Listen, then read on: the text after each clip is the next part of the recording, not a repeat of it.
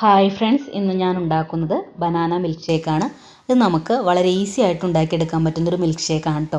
വീഡിയോയിലേക്ക് പോകുന്നതിന് മുമ്പായി എൻ്റെ ചാനൽ ആദ്യമായാണ് കാണുന്നതെങ്കിൽ പ്ലീസ് ഒന്ന് സബ്സ്ക്രൈബ് ചെയ്യണേ. സബ്സ്ക്രൈബ് ചെയ്യുന്നതിനോടൊപ്പം തന്നെ തൊട്ടടുത്തുള്ള ബെല്ലൈക്കൺ കൂടി ഒന്ന് പ്രസ് ചെയ്ത് കഴിഞ്ഞാൽ ഞാനിടുന്ന വീഡിയോസിൻ്റെയൊക്കെ നോട്ടിഫിക്കേഷൻ നിങ്ങൾക്ക് ലഭിക്കുന്നതായിരിക്കും. അപ്പോൾ നമുക്കിതെങ്ങനെയാണ് ഉണ്ടാക്കണേന്ന് നോക്കിയാലോ.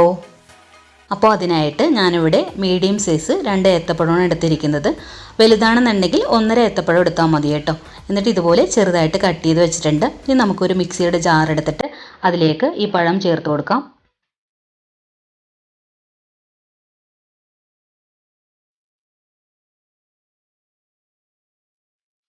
പിന്നെ നമുക്കിതിലേക്ക് വേണ്ടത് 1.5 കപ്പ് നല്ല തണുത്ത പാലാണ്. അപ്പോൾ ഞാൻ ആദ്യം 1 കപ്പ് പാലാണ് ഇതിലേക്ക് ഒഴിച്ചു കൊടുക്കുന്നത്. ഇനി ഇതിലേക്ക് നമുക്കൊരു 10ഓ 12ഓ ബദാം ചേർത്ത് കൊടുക്കാം. ബദാമിന് പകരം കപ്പലണ്ടി വേണമെങ്കിൽ ചേർത്ത് കൊടുക്കാം കേട്ടോ. പിന്നെ വേണ്ടത് 1.5 ടേബിൾ സ്പൂൺ ബൂസ്റ്റാണ്. അത് നമുക്കിതിലേക്ക് ചേർത്ത് കൊടുക്കാം. പിന്നെ നമുക്കിതിലേക്ക് വേണ്ടത് ഒരു 4 ഈന്തപ്പഴമാണ്. അത് ഇതുപോലെ ചെറുതായിട്ടൊന്ന് കട്ട് ചെയ്തെടുത്തിട്ടുണ്ട്. അത് നമുക്കിതിലേക്ക് ചേർത്ത് കൊടുക്കാം. ഇതുണ്ടെങ്കിൽ ചേർത്ത് കൊടുത്താൽ മതി കേട്ടോ, ഇല്ലെങ്കിലും കുഴപ്പമൊന്നുമില്ല. പിന്നെ മധുരത്തിന് ആവശ്യത്തിനുള്ള പഞ്ചസാര ചേർത്ത് കൊടുക്കാം. ഞാനിവിടെ ഒരു 5 ടേബിൾ സ്പൂൺ പഞ്ചസാരയാണ് ചേർത്ത് കൊടുക്കുന്നത്. ഇനി നമുക്കിതെല്ലാം കൂടി നന്നായിട്ടൊന്ന് അടിച്ചെടുക്കാം.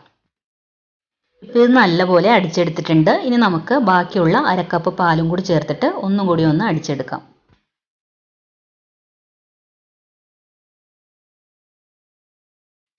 ഇനി നമുക്കിത് സെർവ് ചെയ്യുന്ന ഗ്ലാസ്സിലേക്ക് 2 ഐസ് ക്യൂബ്സ് ഇട്ട് കൊടുക്കാം. അതിലേക്ക് ഈ മിൽക്ക് ഷേക്ക് ഒഴിച്ചു കൊടുക്കാം.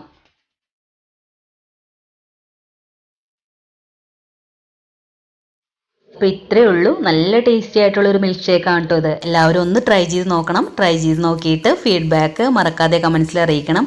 അതുപോലെ വീഡിയോ ഇഷ്ടമായിട്ടുണ്ടെങ്കിൽ ലൈക്ക് ചെയ്യാനും ഫ്രണ്ട്സിനൊക്കെ ഒന്ന് ഷെയർ ചെയ്ത് കൊടുക്കാനും സബ്സ്ക്രൈബ് ചെയ്യാത്തവരുണ്ടെങ്കിൽ സബ്സ്ക്രൈബ് ചെയ്യാനൊന്നും മറക്കരുതേ.